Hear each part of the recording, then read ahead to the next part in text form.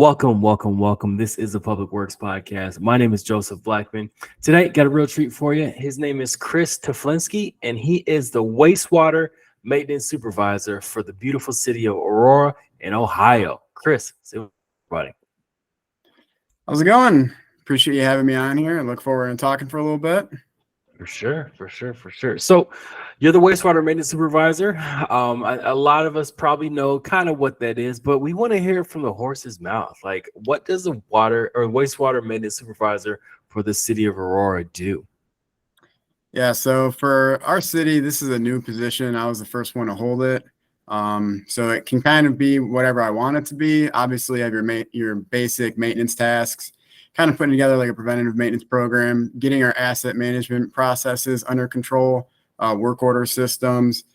Training's been a big thing for me. A lot of the more technical stuff hasn't been something that's been kind of focused on here with some of the staff. So I kind of came in, doing a little more of a training mentality, kind of slowing things down, not putting production at the forefront. It's still important, but at the same time, we got to kind of focus on getting everyone on the same page. So for me, it's really just, managing my time, forecasting like larger capital jobs throughout the year, but ultimately making sure that, all the little nuts and bolts items also are getting done on a weekly basis. Sure. And it's interesting. You're the first one in this position. So normally like a guy would take over a position because, Jim Bob's been there for the last 20 years and, you're coming in and Yeah. kind of turning the ship or making sure the ship keeps going in the same direction. But you're the first one. So what's it like, let's say day one, you hop in that position and they're like, here's the keys, go for it. Yeah, so it was interesting. I mean, so in most cities, you'd call it like your superintendent, but here he's our facilities manager, and he's definitely maintenance. He has a maintenance background.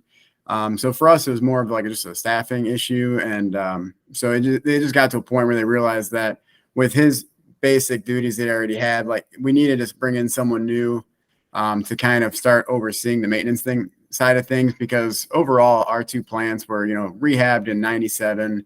We're starting to do some new rehabs now, but we were at a point where we really have to kind of focus in on, what we need to get done.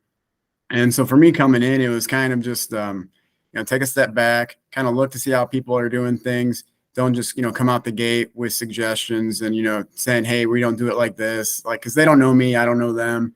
So really, I've just been kind of easing into it, going on a year and a half here. And I would still say in a lot of ways I'm easing into it. But at this point, we've definitely kind of set a standard, especially at least in terms of safety and managing our time.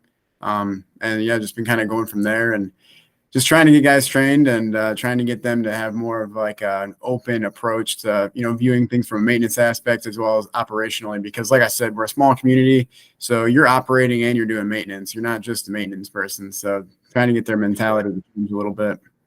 Sure. You talked about systems, procedures, training, which is, music to my ears. That's stuff that I live in these days. What would you say is some tips and tricks that you've seen that's worked, with your guys? You come in, you say, hey, we want to get these systems in place to where not everything's a fire drill if something happens. Like you're not scrambling to figure XYZ out because you already got a system or SOP in place. So what's some things that you've done that you've seen that's worked that you've been implemented already? Yeah. So for me, one aspect that I think has helped quite a bit is, we kind of developed this mentality of like getting the task done and, getting to the finish line and then, expecting the next challenge. So we don't necessarily look for the next thing. So what I started doing is pretty much put together like an entire to-do list for the year, which is always changing, always evolving. But then I'm kind of looking at that list of like, these are like set in stone things that we either have parts for ready to go or, they don't need parts. It's just kind of a time thing. And I'll just kind of pluck from that on like a weekly schedule basis. So that way, if I'm not around, because I'm still doing a lot of also maintenance tasks as well. This isn't just kind of a desk job for me. And so I can kind of put together a set of tasks for each person. So that way there's never a question of, well, what do I do now? It's, well, when you get this task done, move on to the next task. And even that's been a learning experience because, the list went out first. And then I didn't think to put priority on those tasks. So things were getting done at, the person's convenience instead of like kind of like what makes sense to go from point A to point B. So then, I started doing the priority aspect of it, and it's just been kind of an evolving thing for me, just, kind of figuring out what works best for them to get them, kind of doing what I want, and also what will help make them, look better in the long run. And I think that's the biggest thing I've learned is, with time, change takes time. And when you're, when you're trying to kind of develop people from like almost a cultural basis, you kind of have to make them think that they came up with the idea. So that way, like once we're at the end, it's like, well, we could have been doing that the whole time. Well, that's what I want. I don't need credit for it. I just want us all to be on the same page and kind of just move forward. And, so far it's been working pretty good, bumps here and there, but for the most part, I've been happy. Yeah, sure. And a couple times you already said it, time management. So how does Chris best manage his time? Because again, you got the keys to a new position. You probably can do something every second of the day for, 12 hours a day. But how do you figure out what's important, what's urgent, and then also like when to kind of shut it down? Yeah. So for me, part of it, what helps is, we're a union, my staff is union. And so like, there's like certain things built in the union in terms of like kind of, us weighing down time, like, last 15 minutes of the day, like they technically are not required to do a work task. It's, change clothes, kind of get ready to unwind and go home. So for me, that's a good time, if I have anything to get in the office. I know like that last hour, everyone else is kind of slowing down and there might not be anything pressing going on. So if I have any, admin stuff, I can kind of knock it out at the beginning of the day or kind of at the beginning of the day where people are just starting to kind of turn the gears and get going. So I know I can get that stuff done too, kind of go unnoticed. And then once we get in the meat of the day, I can kind of be out where I need to be helping with whatever. So for me, just kind of chunking it out like that, making time for myself and the things that I need to get done, but as also, working on getting it to where I kind of have everything kind of slotted out with my guys as well to where, we know this will be done around this time. We can, move on to this next task. And the list that I mentioned previously has kind of helped a lot with that. Cause when you make that list, you also kind of have an idea of what that time slot's going to look like. And then either you're going to get caught off guard by it taking longer and you're going to see if there was any maybe discrepancies in that, or you misjudged the timing and you need to account for that moving forward. So I think that's helped a lot for me in time management. Okay. Yeah, everybody likes a good list, man. Make a list and work the list. Yep. All right, so let's say you're mentoring young Chris. Young Chris is, you're probably 25 years old. Let's say he's 19 years old. And young Chris asks you, he says, hey, man, what skill set should I pick up to be good at what you're doing today? What would that skill set you would tell young Chris to pick up? Patience. For Patience, sure. Okay. I came out of high school, went in the Air Force, and the me back then was probably an absolute nightmare to deal with. And luckily I had good mentors back in the Air Force where, they could kind of be like, all right, slow down, pump the brakes, look around, enjoy the scenery. But, just always trying to go. And, patience has been a big thing for me. And, stuff like that. It just takes time. You can tell someone all day long to get patience, but you need the life experience also to kind of get that, you don't always have to be in a race to get to the end. And, my wife and I, we have a 3-year-old son, and he's kind of helped me realize, slow down because you blink and they're not a little baby anymore. And so that's helped a lot. Just, life experience is really for me in terms of, developing patience. In terms of anything else, I would say, just know that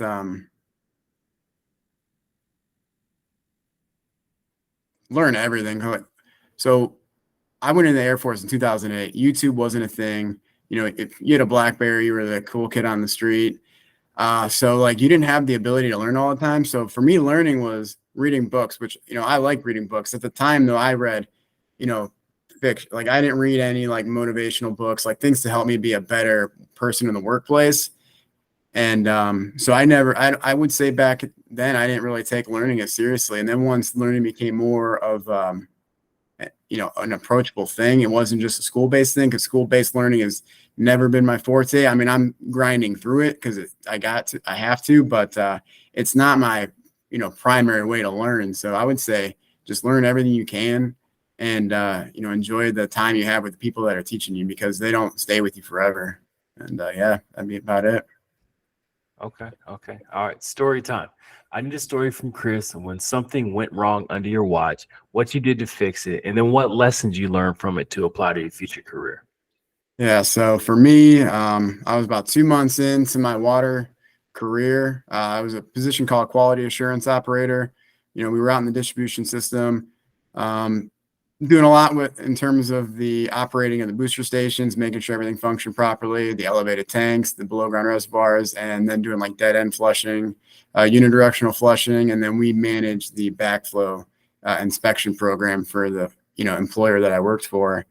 And like I said, I was maybe 2 months, and I was out doing, weekly inspections on my own. And at the time, our SCADA system was down. We were using a phone line system. Talks for years going on that we're going to switch to a new system, either radio or go through a cell phone telemetry system. But nothing was happening. We weren't making any moves on it. And I'm at one of our booster stations that controls 2 elevated tank levels. And the station, not every time, but every once in a while when the generator would kick on for a weekly test, if for whatever reason would put the operation of the levels into a local control. And if you don't catch that, it means the pumps aren't going to turn on to fill the tank. And, Murphy's Law, if something bad's going to happen, it's going to happen at the worst point. So it's Wednesday in November before Thanksgiving, and we're all kind of unwinding at the plant.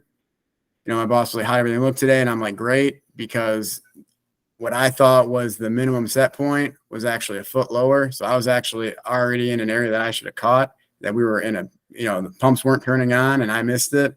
And about 7 that night, my boss called and said, "Hey, you said everything was good." And I'm like, "Yeah." And I still do it to this day, but I'm like, "Yeah, I wrote it all down, sir. It's right here." And I opened my book and I said, "We're at this level." And he immediately just kind of was like, "Okay, we got a problem." And we did. The tank went below its minimum pressure. We had to go into a boil advisory the night before Thanksgiving. And it was definitely the worst night of my life at that point. It ultimately falls on me, but my boss was really good that night and moving forward, because I told him multiple times, I'm like, I haven't worked for you that long. Like, I couldn't even collect unemployment now. If you fired me, I totally get it. And he's like, no. He's like, "You're not going anywhere." He's like, "You learn from it, you move on, and we'll do better." And he's like, when we do implement these systems, like, you're going to be helping with that. And I did. Like, I was sitting in, meetings at engineering firms that I had no business in. And that's one area where he kind of built me up, is, he's taking me to things that I didn't have to go to. He didn't have to let me go to them, but I had some experience in it, and he thought I could ask some good questions. So what ended up being like one of the worst days for me, like my wife, she wasn't my wife at the time. She was, my fiance, but she could tell you, she thought I was going to be, quitting. Like she was like, "Well, he's not going to fire you." I'm like, "Yeah, but this is crazy." So I just kind of went from that.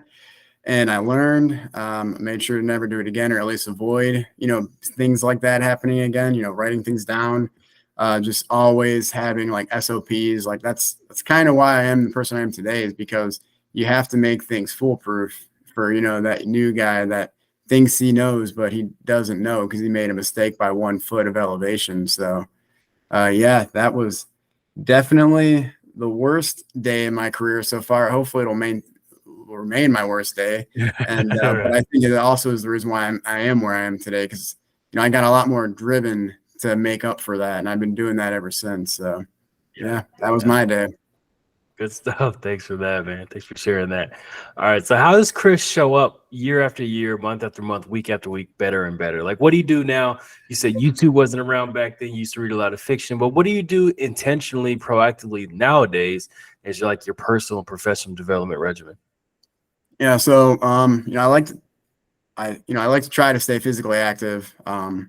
That's been a big thing, but in terms of like, just on a professional side, you don't, like, if you're in your little niche area, you don't necessarily get to learn other aspects. So, like things like this podcast and other podcasts, especially now I work for a service department, or before I worked for a utility department. So while I don't work with the service guys every day, like I want to know like kind of the daily hassles and struggles that they go through. And obviously one way is through experience by, having some interactions with them, but the other is just, listening to podcasts where you can hear about, the issues that someone might be having in another state or country even, or like some of the ways that they go about fixing things. And, we're not necessarily going to get that type of training because a lot of times things are vendor based. They might have a vendor that we don't have, so I'm not going to know about it.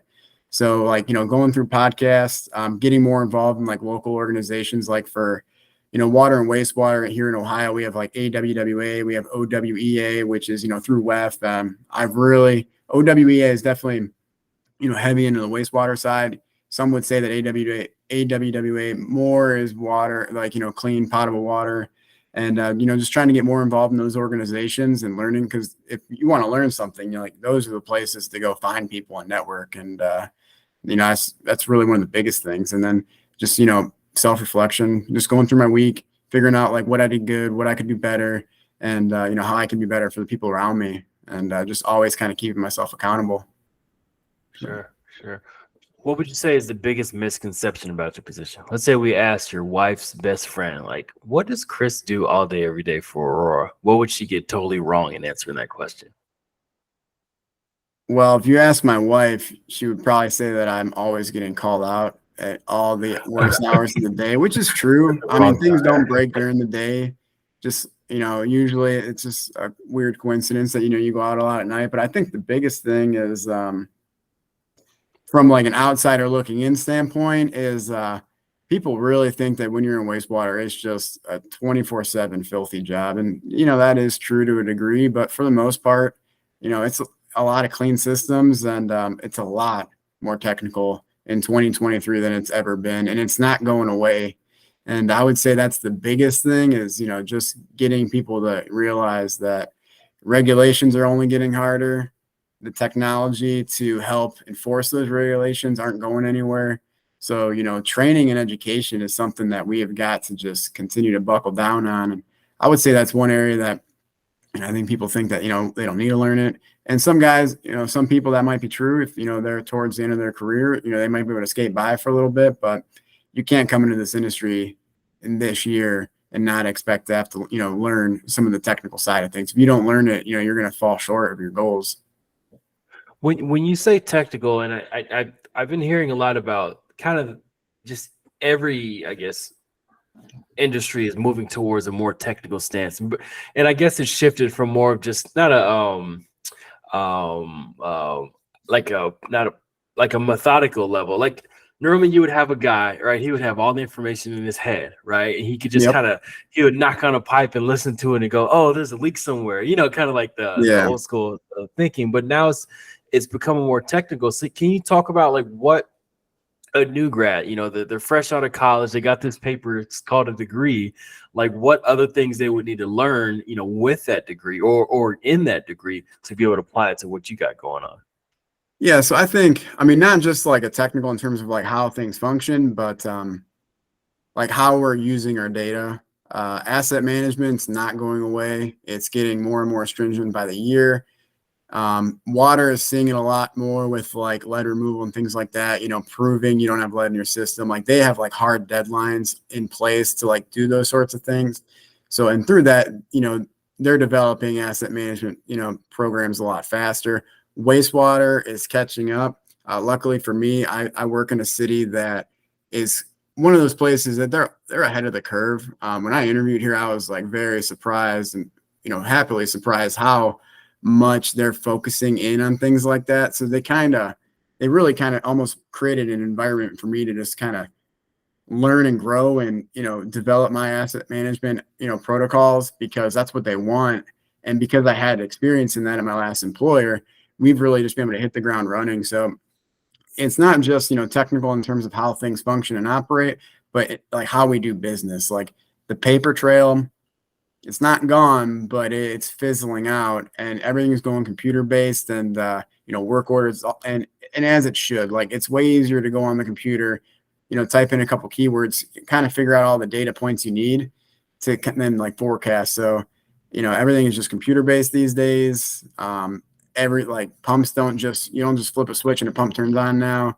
VFDs are controlling everything for energy costs as well as optimizing the flow patterns. Yeah, I mean, things used to be mechanical. All those mechanical parts are going away, and it's all computer chips and things like that are kind of setting the tone. So people have to kind of catch up with it. Where do you think the industry's going? Like, let's say we fast forward 50 years from now. Like, what would the person in your seat be solving for then? So this is an interesting one. We're always like kind of looking at 50 years ahead, and I think for one, the biggest thing in 50 years, we're going to realize that construction practices probably we're kind of hitting that like ugly ducklings period where like our materials are changing, but our practices are probably not where they need to be in terms of how we install them. So, we're getting in the mindset of, when you're redoing a road, you're checking your lines underneath, which is your mains and everything, which is great. But we might find that we're not getting that 50-year life cycle that we used to. And I think in 50 years, I think they're going to have very much realized that they're going to kind of hone in on, getting rid of like those things like, cast iron.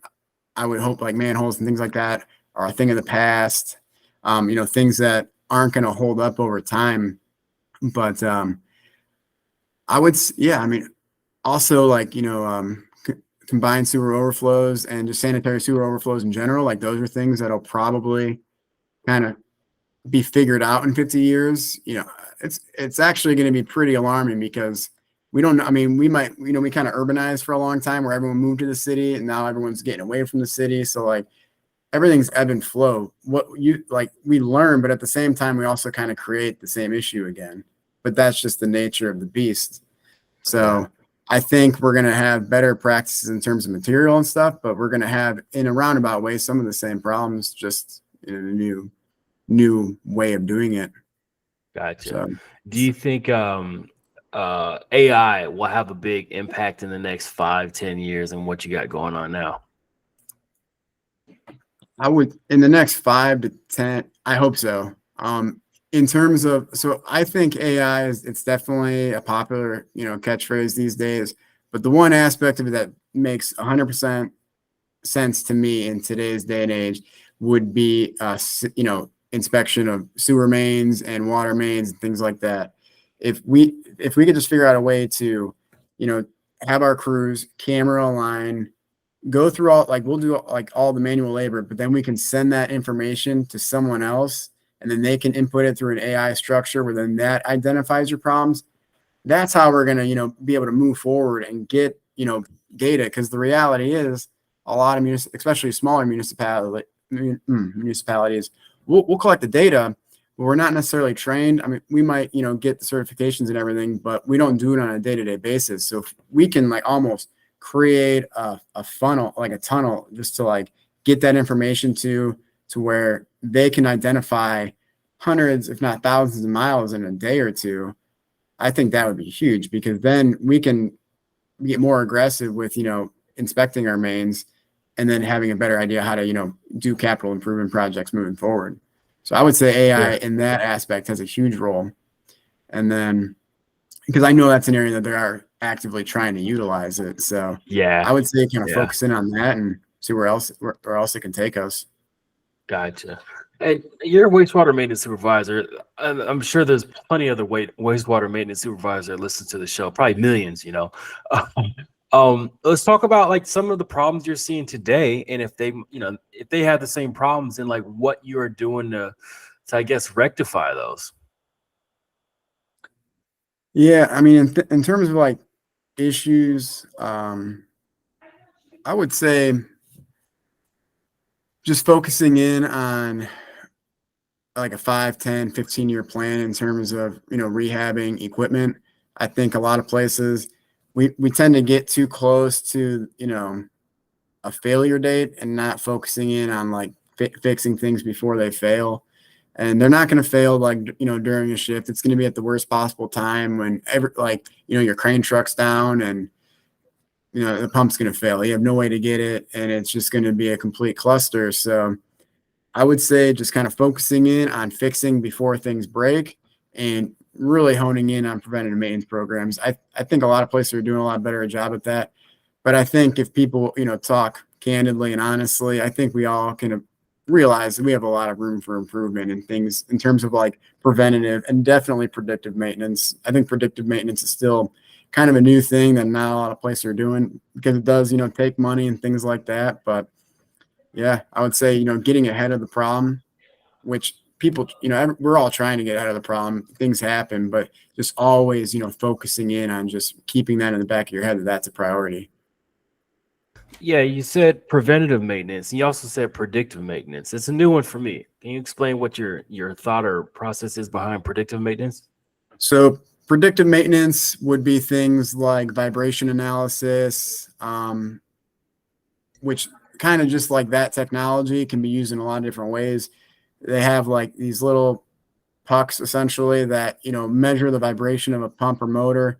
And if you have that permanently installed, you can measure it over time and you can start picking up some of those nuances that aren't necessarily evident yet to you, but you're seeing it as a data point. And they do that as well as for like, I haven't seen this too much yet in our industry, but I know like in like manufacturing and stuff, they'll do the same sort of way for like injecting grease into bearings and things like that, like where they're using, they have headphones on and they're listening to that sound and there's a definitive change in the sound where they know it's properly greased, or they can go and they can hook up to it, hear that, listen to the sound and be like, all right, this doesn't actually need grease, like because over greasing is just as bad as under greasing. And so that's kind of where like the predictive side of things is. And then I would say asset management also plays a little bit of a part in predictive maintenance, like just knowing like what you have when and kind of creating like a point system on like when things can get replaced and just to get ahead of it. But yeah, predictive maintenance, it's real big where, in like the manufacturing world. And I think it's definitely starting to make its way into the wastewater industry as well. Gotcha. I like it. I like it. All right. So let's say you're commissioned to put up a billboard, and this billboard is in the most traffic area of Aurora. What ask of your community in regards to wastewater would you put on this billboard? Obviously, sanitary wipes aren't flushable. I think that's something you would see across any municipality. Yeah. But I mean, obviously, which one thing I actually didn't realize is they're actually now labeling them as not flushable. So that's good. At least we're making headway on that. And but another thing would just be, it's summertime. There's a lot of projects going on, and this wouldn't just be water, wastewater, but there's paving. There's all this, progress being made, and with progress, comes headaches of traffic and things of that nature. So like, just realize that, have a little patience, smile and wave, and they're here for you, trying to make your city a little better. So just realize that. And, if you're down to one lane of traffic, just, give them a little time. It'll be worth it in the long run. Sure. All right. Let's say I'm coming to town and I text you ahead of time and I'm like, hey, Chris, where can I get the best burger in Aurora? Where are you going to send me? So a burger in Aurora, you'd have to probably go to Papoose. It's just an all-around good place to eat. But I'd be wrong to not also mention a place called Olszewski's. It's a barbecue place that, really belongs in the heart of Texas. It's absolutely phenomenal. A lot of times I say you measure a barbecue place by their brisket because most of the time it's dry because it's been out all day, but theirs is just spot on. So, I mean, if you have 2 days here, just hit up both places and you'll be golden.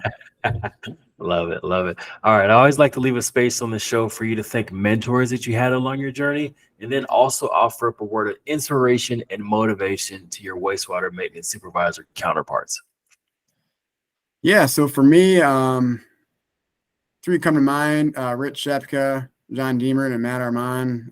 Rich Shepka was John Deemer, he was my supervisor when I first got into this industry.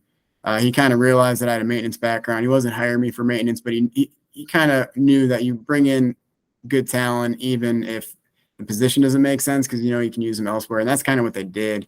He let me kind of grow and be molded in my own way to learn. And then Rich, he was my first maintenance boss at my last place, and he's no longer with us. He succumbed to cancer a few years ago. But if you want to just know a guy, like regardless of how he feels about you, he treated you right. He was always good to everybody, regardless of how good of a worker they were.